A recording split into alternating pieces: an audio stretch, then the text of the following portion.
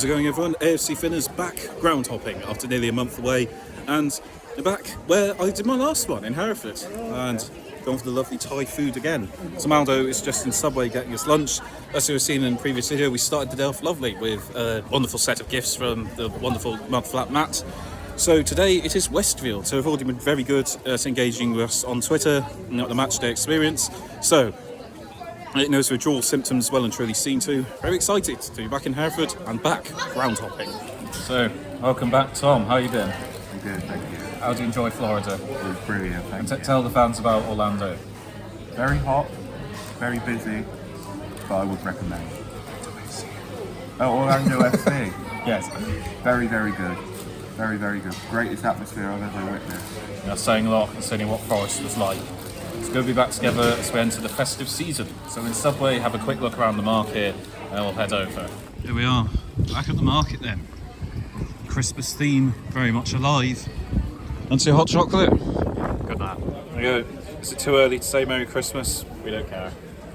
Lovely luxury hot chocolate. Good stuff. So here we are, once again, at Pioneer Street. I can get quite comfy here. I think they're playing today, funnily enough. And Tom's just abandoned me. Round 2 of the day, Hereford Lads Club, who Tom has seen, I have not. Westfields is just over there. So I do wonder if that's even closer than two Dundee sides. Anyway, onwards. And here we are, Westfields FC. Lovely sunny day, eh Tom? Westfields FC were founded in 1966 by a group of youngsters and started off in a Herefordshire Sunday League. They joined the Worcester and District League a decade later, and in the late 70s and early 80s rose to a Premier Division of the Western League. They would have a number of successful seasons, and in 2003 won the West Midlands Premier League and Herefordshire County Cup. That same year saw them also secure a 30-year lease on the new home in Widemarsh Common, where they play to this day. They won the Herefordshire Senior County Cup for the 10th time in 2011, and in 2017 reached the first round of the FA Cup for the first ever time, taking Curzon Ashton to a replay which the Mancunian side won 3-1. They were transferred to Hellenic League in 2019 as part of a shake-up of the league system, and were top of the league before the authorities decided to suspend it due to lockdown. They remain in the Hellenic Premier Division and hope to build on their promising 7th place finish last campaign. Overall, they have won 1 West Midland League Division 2 title, 1 West Midland League Division 1 title, 1 West Midland League Division Cup, 1 West Midlands League Premier Division, and 10 Herefordshire Senior County Cups. And bit of trivia, while the club's founding members, Andy Morris, is still at the club, serving as a chief executive, 57 years on from the club's birth. So those are hosts, Westfields FC. Let's have a look inside their home, Widemarsh Common. There you go, got Springfield Nuclear Power Plant. Gosh, it feels so long since I've been at a ground. It's a lovely club bar. Have you ever been to Forest of Dean? 90 of the places there. Football again. Good to be back. Right, we bumped into Scott, the manager of Westfields. Thank you for taking time to interview us. Why don't you tell us a bit about the team? So I'm relatively new to the team. I've taken over the last month or so now, and it's a new team. A lot of players have come and gone, and we brought a new group in.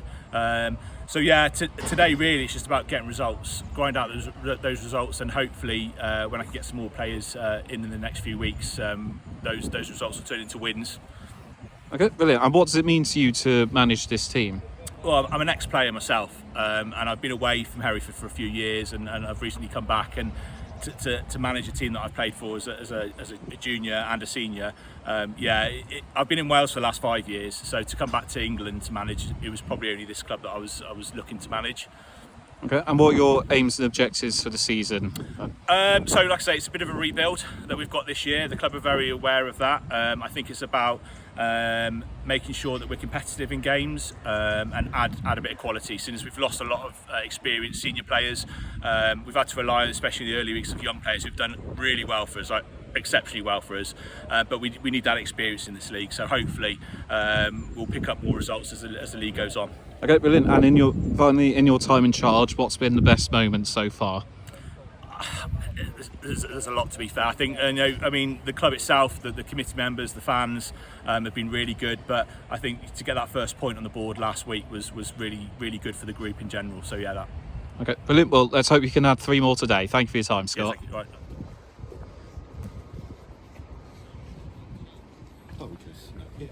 Oh, I just spotted this. This pub was opened by Trevor Brooking. Armenia against Wales. Wales losing, of course. No fun, son. So, I've been very kindly invited into the office by club legend Andy Morris. Andy, thank you for taking time to speak to us. As I've mentioned in the history section of this video, he was a founding member of the club and is still here. So, Andy, what does Westfields mean to you? Well, it's a lifetime, isn't it? It's I formed the club when I was 16, along with my pals from Westfields in the what is where we are now, Westfields district of the city. We watched England win the World Cup in 1966. We were still playing football with coats and jumpers for goalposts, and here we are now in a £250,000 stadium that we built ourselves, and we're really proud of where we've got to. We've had a meteoric rise from the days of playing friendly matches out on the Widemarsh Common, which is the pitch you passed on your way into our ground, where it all started in 1966. The club means a lot to me. It's a lifetime, and my family and my children and my son's here today. He runs the under-14s. My grandson is a ball boy today, so it's a really family concern. My wife is usually up in the boardroom doing the hospitality, but she got a day off today, and she's got other commitments with our grandchildren. So yeah, it's a real family concern here. Well, it's amazing that as well as giving club 57 years, you've also your family has been able to contribute. So be able to spread the name of Westfields through the family. When you started the club with your friends, did you ever think that 57 years on you'd still be a part of the board? Well, I hoped I was. Sadly, we've had a death in this week. Mick Goodman, one of our founder members, has died. But some of the lads are slowly, as I say, passing now, which is a shame. But I always thought I had an ambition that I wanted to get Westfields into the Southern League, even back when I was a 16-year-old goalkeeper. And we've had a few near misses, and we're not going to do it this year, that's for sure. But certainly, I always felt that I would be here for the long term. Yeah, brilliant. Well, fingers crossed in the future you can realise that goal of getting to Southern League. But in all the time you have been at this club, what would you say your best memory is? Oh, without doubt, the FA Cup in 2016. It was our 50th anniversary. We went 8 games in the FA Cup to reach the first round proper. We had Match of the Day cameras here. We had Football Focus here. Dan Walker was a special guest, and it was all done from the club. Right live on TV. We made the headlines. I was invited to go on to the draw for the first round proper on the punditry with the panel. So it was a wonderful occasion, the FA Cup. You talk about the FA Cup being magical, and it is. It reaches parts of football clubs that you'd never ever see it again, and I doubt if we'll ever see it again, get to the first round proper. But it was just a magical time. The team we had at that time under Andy Bevan and Sean Edwards was magical. Phil Glover, the captain. We had a lot of great players at that time. People like, Craig Jones, Sam Gwynn, Joel Edwards. They were fantastic lads, and Sir Dick Grant. They were just a team that got together for 3 or 4 seasons and stuck to us like glue. And that was without doubt the magical times. It's a bit of a roller coaster. I mean, there were days right back in the 70s when you thought we wouldn't continue, but we kept it going. And now here today, you've seen the facilities that we got here. Fantastic pitch, all floodlit, stands, lovely club room. We've got 14 junior teams. We've got a ladies team. We've got the first team that'll be playing this afternoon. So yeah, we've gone far and above where we had hoped with the depth of the club that we've got.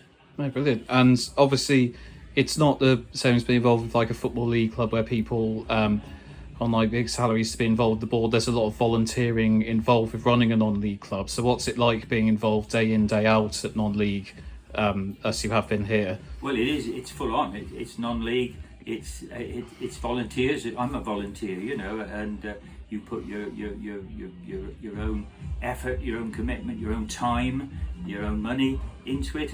Not that we put in great sums of money, because we raise money here at Westfields, but you know, I've been very fortunate with my job, working in the city as an estate agent, that we get good support from sponsors, and you know, people have been very, very good to us over the last 57 years. I think we were the first club ever to bring sponsorship into kind of grassroots level in Hereford, and it's stuck, you know, and we've done exceptionally well. So yeah, fundraising is a big part of the club, and it continues. We've got good people on board. I mean, the board here now, which likes people like John Morgan, Graham Priest, Chrissy Williams, Steve Higgins, Sean Edwards, Paul Bolton, Nathan Rivers. They've all been with us for years and years and years. People like, we've got some younger ones coming through now, like Paul Martin, and people like Nick Moores with the juniors. But it does spread, and we've got continuity there, which is good. Okay, brilliantly. Finally, it hasn't been an ideal start to season, but I'm sure you're still feeling optimistic. What are your hopes for the campaign? Our hopes for the campaign, really, this league is very competitive, believe you me. The Hellenic Premier is a tremendous league. We enjoy being in it. We would like to win it and get out of it, but it's not going to happen. So our thoughts this year is that we want to stay in it. You know, we want to consolidate and finish, if we can, mid-table, and we'll be happy and regroup then and start again for this new season. But it's certainly a lot of water under the bridge yet before the end of the season, and we've got a lot of hard work to do yet to stay in this league. Brilliant. Well, Andy, thank you for your time, and fair play to you for everything you've done, like all the time you've given to this club. And let's hope that today you can get the 3 points to pay tribute to your founding member who sadly passed away. That's kind of you. Thanks ever so much. So we got Andy on the wall here. Yeah. 52 years ago, saying. You haven't aged at all. Steve Higgins, who's the director of the club. Hello, Steve. Thank you. This guy's doing a history of non-league clubs, one of which he just picked it up. Gosh, these are some impressive ones. Been to a lot of these grounds, but wow, that's amazing. You guys played Blackburn. We did, yeah. Oh, well. Blackburn Rovers. The manager at the time was a very good friend of Steve's and myself, a lad called Gary Bowyer. Oh, yeah, I remember. Gary played for Westfields, and he was manager of Blackburn Rovers at the time. He brought the team down to play us in a pre-season friendly. Yes, that's very kind of you. It's funny because I'll be seeing them next week. We're going up to Stoke, so good to get a bit of knowledge about them before. Yeah. Was that? Yeah, Rushden Diamonds. I was so sad when they. Steve played in that game. Oh really? Yeah, Steve played in that game in the FA Cup, and that was when they were flying. They were going into the Football League, and their Dr. Martin's Boots man was their sponsor and chairman. This one's it was SV Oostra, but they Dutch? They're Dutch, and we hosted them here in was it Hereford Lions competition, and they came over. In fact, Steve's dad, I think, was part of the initial arrangements that were set up years and years ago. Gosh, that's incredible. There's loads of history. Yeah, that's fantastic array. Gosh, memories of their FA Cup run. They faced Curzon Ashton on the telly. Yeah, Curzon Ashton was live. That was match of the day. That game there was Football Focus. That was the run that we had in the FA Cup. There's nothing quite like that competition. Look at all these. At the FA Cup here. Ooh, you lucky things. These are the tea ladies, and the FA Cup was sat there. Wow. This was the game when they brought the game. The FA Cup was on display. Yeah, but sure you couldn't resist the temptation to touch it. That's Yeah. Gosh, this is incredible. But yeah, everybody's saying the FA Cup's lost its magic. Look what it means to this club. These. That's 53 years ago. There's myself there. You got hair like me there. You got hair like me in that picture.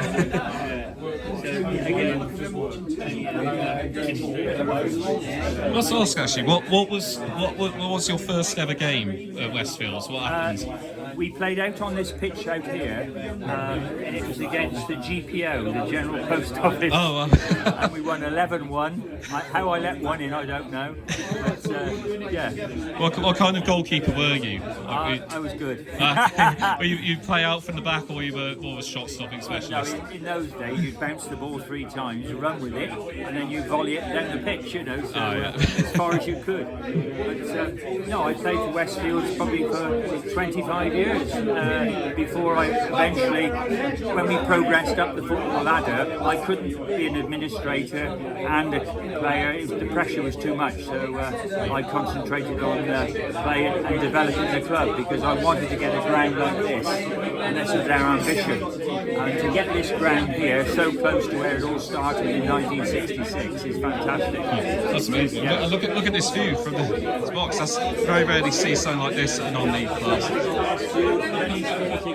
Facility in the county of Herefordshire. Oh yes.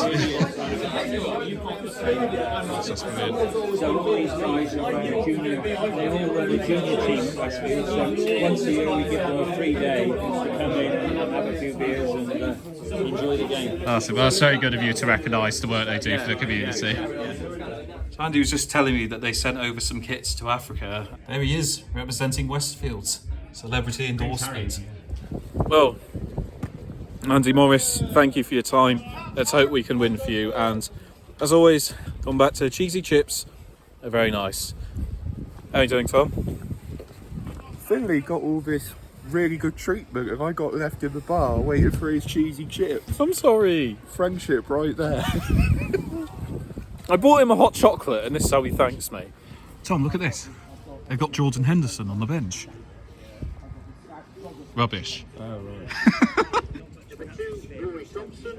Number 3, Jack Evans. Number 4, Nathan Davis. Number 5, Paul Burrell.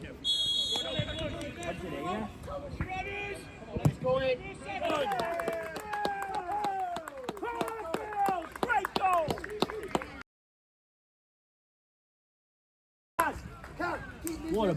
15 minutes in, we are not returning with a 0-0. Westfields take the lead. They threaded a lovely through ball and forwards got a nick on it. It's trickery on the goalkeeper. Into net. A vital victory on the way, perhaps. 1-0 to the home side.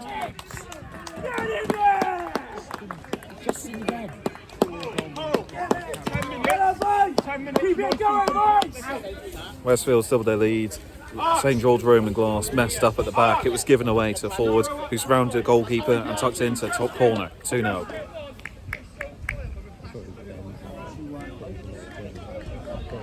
Scramble at the corner and Roman glass St George have tucked it in.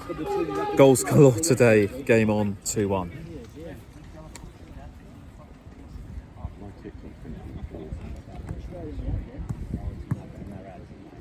And so at half time, Westfields do retain their lead, but Roman glass St George have certainly grown into the game, so wouldn't be surprised they get something out of it, but it's very much all to play for, second half.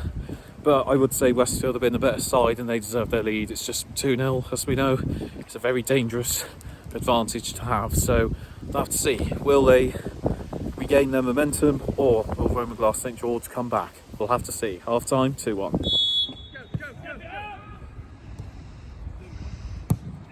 Right, we're branding out. I've got some stickers, so time to spread the AFC Finners brand from ground to ground. There you go, look at that. Yeah, come on! We just stopped, haven't we? Trying to be smart in the wrong areas, come on! I knew there was another goal in this. Roman glass St George have indeed equalised. Lovely shot from the edge of the box. Everybody remembers that goal Nemanja Matic scored against Tottenham in the FA Cup semi-final about 5 years ago. It's a bit like that. Placed perfectly, glides elegantly into the top corner. 2-2. Game on.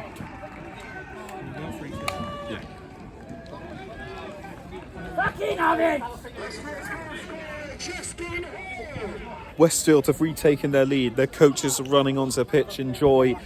Shot came in, it bounced off the keeper. Cheston Hall has tucked it in. It's 3-2. The win is back in contention.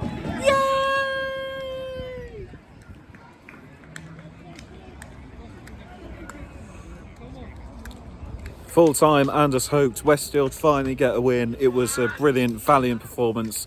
They truly put their bodies on the line, gave everything. In the last minute, keeper came out to punch the ball. It fell to an attacker. He tackled him on the edge of the box. They would die. They would have done Neil Warnock proud as they died to get those 3 points. So, fair play, Westfields. You earned that. Let's hope you can carry on this form now. Full time, Westfield 3, Roman Glass St George 2.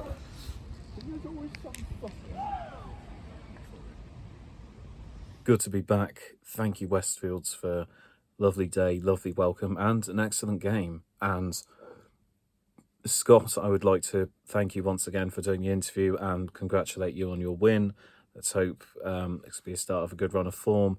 And Andy Morris, I must thank you so much, because you didn't have to do an interview with me, you didn't have to show me behind the scenes, but you took time out of your busy day to do that for me, and that is so greatly appreciated. So I'll go more into that in the ratings, but fair play to you.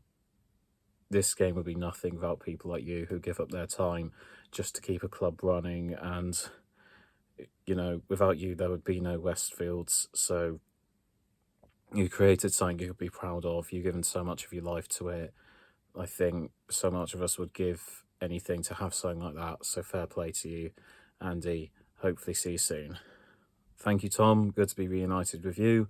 It's time to rate the experience. So we will start off, as always, with welcome, and this ranks right up there with the best. As I said, Andy Morris didn't have to take the time to speak to me, but he did, and he went out of his way to show me the memorabilia of the club. It was an absolutely fascinating insight that I very rarely get, so that was an absolute privilege, and Andy, I can't thank you enough for that. And not just him, Scott and all members of staff at the club I spoke to were really polite, so honestly, I don't have a negative thing to say about anyone that we met there. It's just absolutely fantastic how welcome they made us feel as outsiders, and they've definitely gained a friend in me, and I'd thoroughly recommend Westfields for how welcome make you feel. So I cannot fault the welcome, because they really treat you like royalty, and you feel right at home, even as an outsider. So Westfields, congratulations, you get a 10 out of 10 for welcome. Food and drink, it was well thought out, I think. They didn't just have cookie cutter stuff. There was a menu devoted to pies. They'd obviously taken a lot of pride in that. A criticism I would give is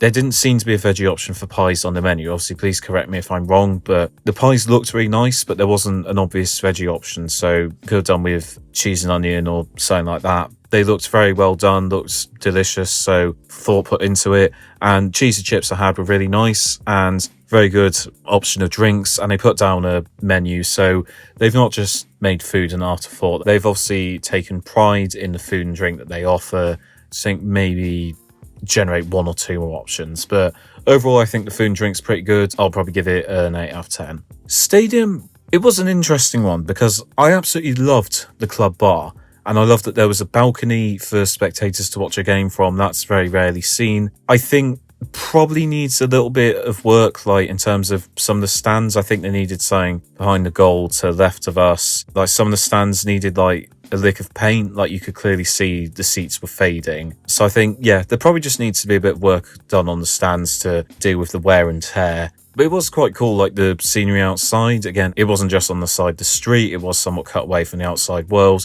And I actually quite like it when there's an industrial background to the stadium, and you could see that with the big tanks in the background. It does help add to it, and when the sunset descended, it was even more beautiful scenery. So they've obviously thought a lot about the location of the stadium, and that works out really well. So it wasn't the best ground I've been to for this level, but it certainly wasn't the worst either. And there were stands on both sides where you could be sheltered, so you could stand, you could sit, and you'd be all okay from the elements. So I think the stadium is well thought out and it does the job it needs to do, so I'll probably give it a 4 out of 10. Atmosphere, unfortunately this doesn't get as good a score, but I wasn't exactly going in expecting pyrotechnics or anything like that. With atmosphere, I am comparing this to Nottingham Forest or Old Trafford, so that's not an insult on the club, it's just the level they're competing with.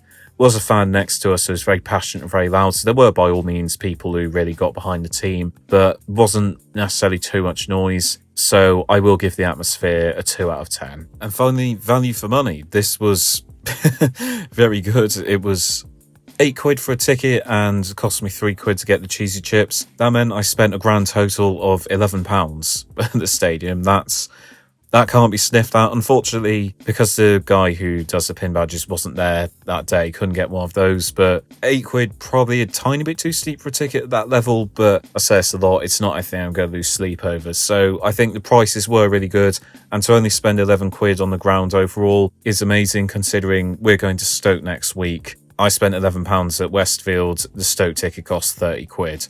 And that's not even taking into account food that I'm going to get at the ground. So I think a £5 is a fair amount for a ground at that level. But again, £8, it's not anything outrageous. I didn't feel mugged off or anything. And for the experience I got, how kind they were, I was happy to pay a bit extra. So I'll probably give the value for money an 8 out of 10. So, after a little break, it's very nice to be back, and Westfield, like I said, you've made a friend in me. You're an absolutely lovely club, and it's not easy. You've got Edgar Street right round the corner, Hereford Lads Club literally next door, so there's a lot you're competing with, but you really do know how to make someone feel welcome, and when it comes to recommending places to Groundhoppers for non-league, you'll be right up there. So, keep up the good work. Thank you for a lovely day. I've been AFC Finners. See you next time, and stick with us as we go ground to ground. AFC Finners out.